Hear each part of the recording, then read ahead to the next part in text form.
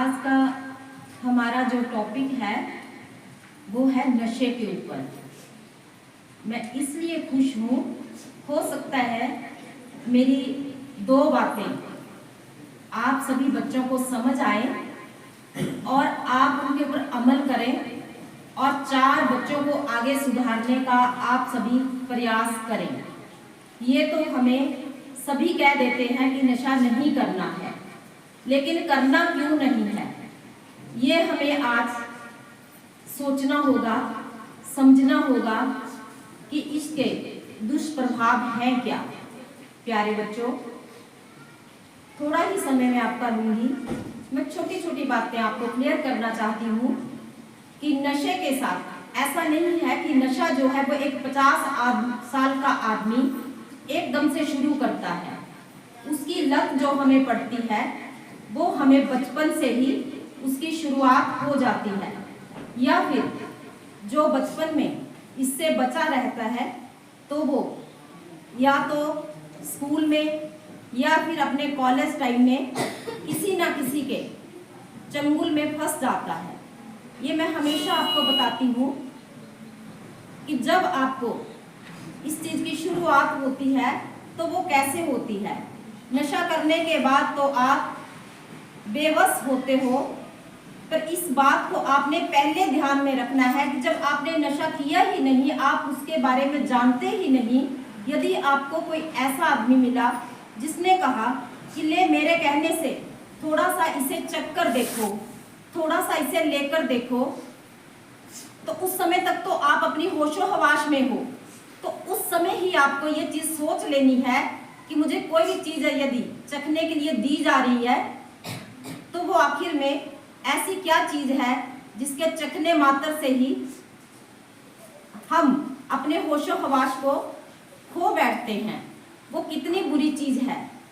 पहले उस चीज़ को हम लेते हैं, फिर वो चीज़ जो है वो हमें ले लेती है, हमारी ज़िंदगी को छीन लेती है। जो इतनी प्यारी ज़िंदगी परमात्मा ने हमें दी होती है उसको हम स्वयं ही खत्म कर देते हैं।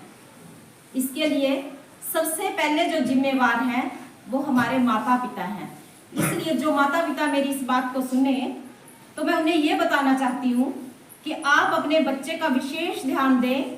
आपके बच्चे को कोई यदि मानसिक तनाव है तो क्यों है, ये आपको देखना है, क्योंकि आपका बच्चा आपके पास रहता है।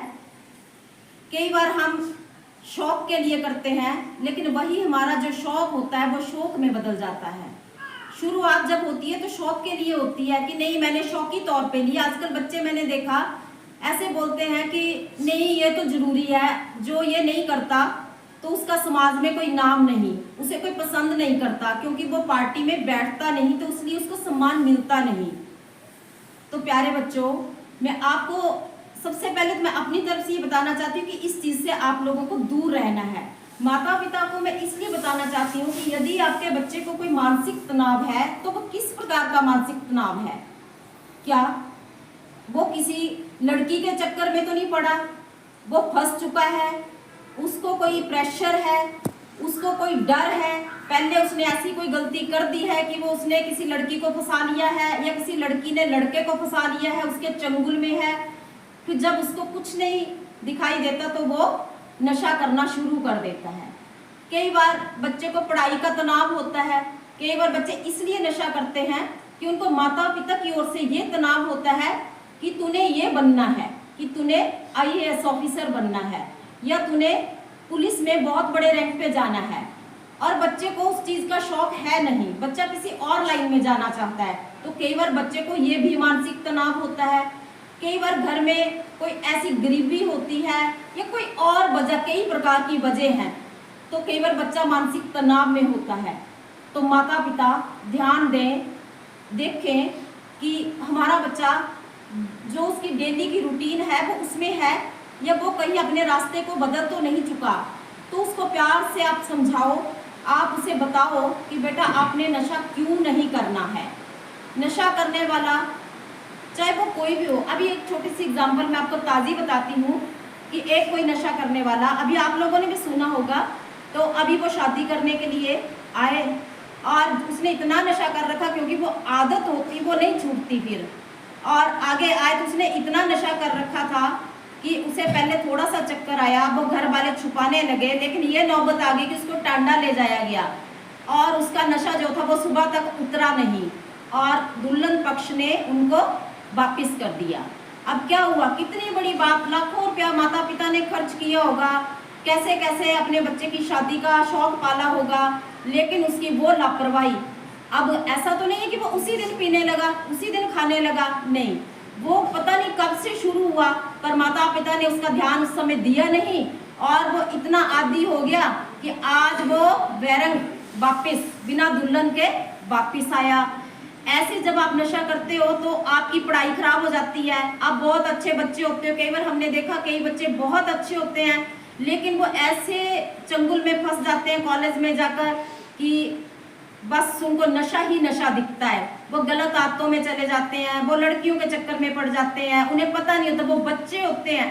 तो मैं ये कहती हूँ कि उसके लिए हर तरह से जिम्मेवार जो वो हम लोग होते हैं, हमने प्रतिदिन अपने बच्चे को देखना है कि हमारा बच्चा दुखी किस बात से है। तो पेरेंट्स अपने फोनों पे ना लगे रहें, अपने बच्चे को देखें, उसे मारे नहीं, उसे बिठाकर समझाएं कि नशे का दुष्प्रभाव है क्या।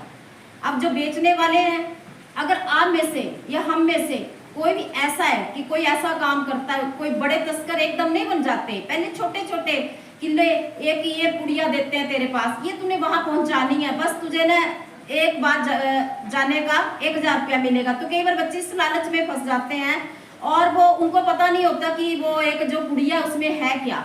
तो आपके द्वारा वो नशा आगे पहुंचाया जाता है, बच्चों के द्वारा, युवाओं के द्वारा। अब क्या आपने उस समय 1000 रुपये का लालच किया, अब आपको पैसों का लालच पड़ गया, अब आप ये काम करने लग गए, फिर आप बड़े तस्कर बन गए। तो अगर कोई भी इस काम को कर रहा है, तो कि देखो हर कोई पेरेंट्स ये चाहते हैं कि हमारा बच्चा ये काम ना करे, नशा ना करे, लेकिन हम बेचते हैं, वो उनका बच्चा ना करे, लेकिन वो बेचते हैं किसके लिए, कि दूसरे के बच्चों को खराब करने के लिए। तो ऐसा काम यदि कोई भी कर रहा है तो वो भगवान के न्याय के विरुद्ध है। तो मुझे लगता है कि हम साक्षात अपने परमात्मा से धोखा करते हैं, तो वो ना करें। जो भी अगर कर भी रहे हैं तो और बहुत सारे ऐसे काम है कि हम अपनी रोजी रोटी को कमा सकते हैं, हमें एक रात में करोड़पति नहीं बनना है, तो वो लोग छोड़े इस चीज को। किसी के माता पिता यदि शराब पीते हैं, पहले वो छोड़े, क्योंकि जब तक वो पिएंगे तो बच्चों को आप कैसे समझाओगे कि बेटा शराब नहीं पीनी है। इसकी एग्जाम्पल मैं आपको अपने घर की बताती हूँ। कई बार जब हमारे बच्चे बाहर जॉब पे गए तो हमने उनको हमेशा यही सिखाया कि बेटा आपने ड्रिंक नहीं करनी, कभी नहीं करनी, आपको मेरी कसम लगे। तो बच्चे का जवाब ये था कि मम्मी चलो वो तो सब ठीक है, हमने आज दिन तक ऐसा कभी कुछ किया नहीं, पर वहाँ इतने बड़े बड़े बैठे होते हैं, सारे पीते हैं, खाते हैं, तो मम्मी ऐसे फिर हम कैसे मना करेंगे। तो बोलेंगे कि ये तो इनको तो कुछ पता ही नहीं है, दुनिया कहाँ जा रही, समाज कहाँ जा रहा है। तो मैंने उनको ये एग्जाम्पल दी, मैंने कहा आपके पापा ने पूरी ज़िंदगी जॉब की, लोगों के साथ रहे, बड़े बड़े लोगों के साथ भी रहे, तो क्या आपके पापा ने कभी टच की ये चीज़? तो नहीं।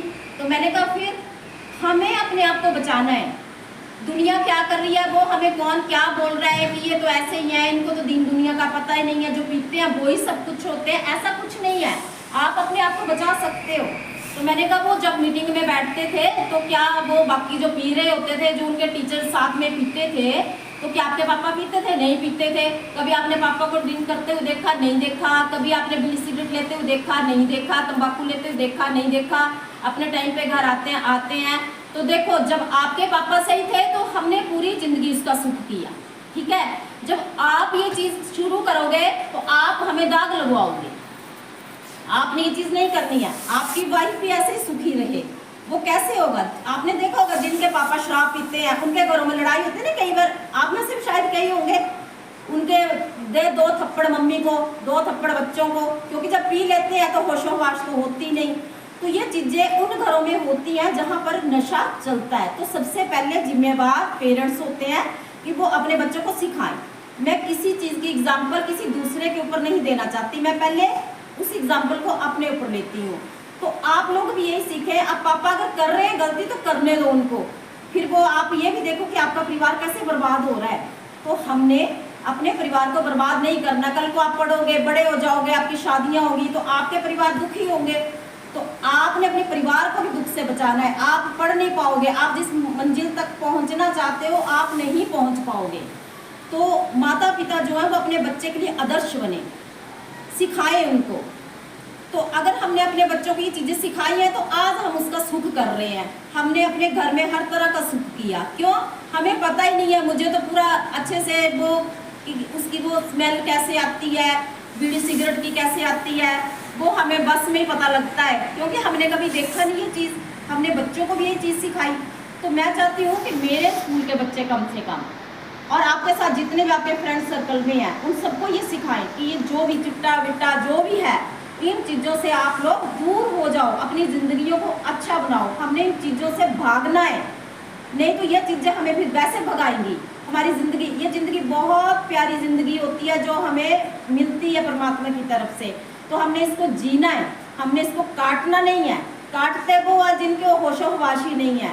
कभी कोई, आपने देखा आजकल छोटे छोटे बच्चे भी जो है वो नशा कर रहे हैं, लड़कियाँ नशा कर रही। मैं एक साथ में एक फ़ोटो भी डाल रही हूँ, उसमें आपने देखा कि लड़कियों की इतनी बुरी हाल है। नहीं कि लड़के ही करते हैं नशा, लड़कियां सड़कों पे घूम रही हैं। हमारे कांगड़ा में भी ऐसा है, हिमाचल भी अब छूटता नहीं है। पंजाब से नशा चला, यहाँ पहुंचा, और आज हम उसके सारे चंगुल में फंस चुके हैं।